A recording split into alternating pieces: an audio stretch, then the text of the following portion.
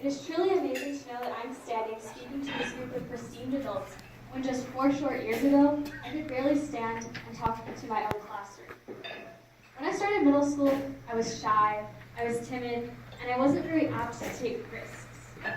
But in 7th grade, I joined leadership at my school, and that was what changed for me. I became part of this group, a group that I knew that I could count on for whatever I needed. And quite quickly, they became more than just a group to me. They became my family.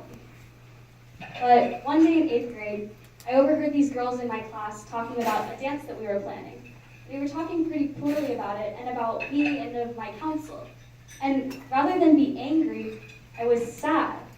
I was sad because these girls had never made the effort to participate or use their voice to talk to me or to talk to anyone on my council. I was sad that they weren't getting the chance to be involved, and I felt like maybe I was doing something wrong. Throughout my 8th grade year, I fell into this river of negativity, so to speak, where I felt like what I was doing wasn't enough. I was losing myself in my service. When I started high school, I found this club called Interact. And Interact is what brought me out of this bubble of negativity, because I was in so many groups, but I never really had a true community.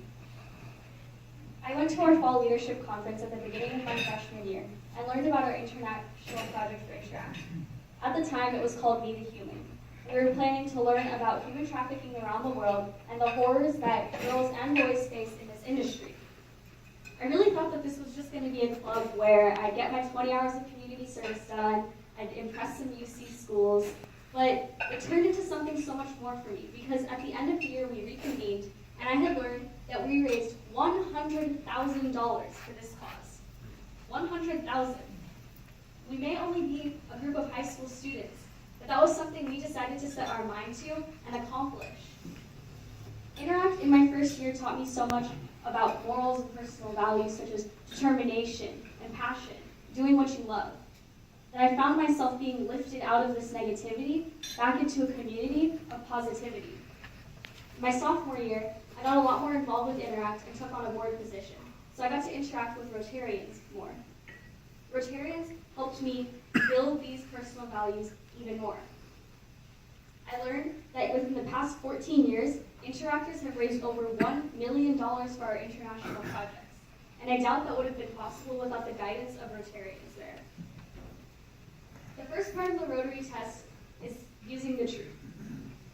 I think that so often in high school we're pressured to embellish ourselves, whether that be for a college resume or to impress a friend, to impress a teacher.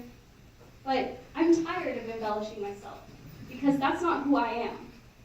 Who I am should be enough to be accepted by these various communities and these various activities that I've joined.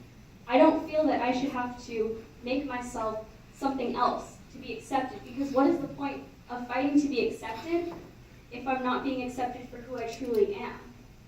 So this motto, this dogma of speaking the truth, is something that I've really carried with me the past 2 years of my high school experience.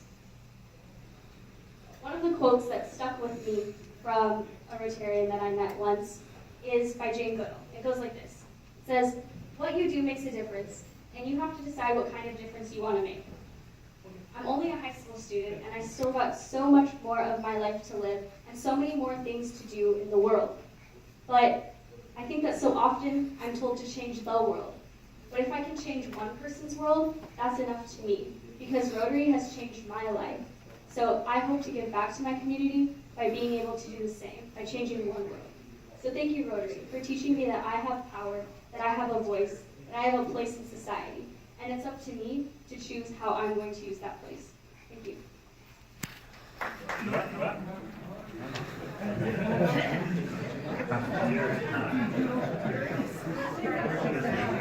Why did you turn your cell phone back?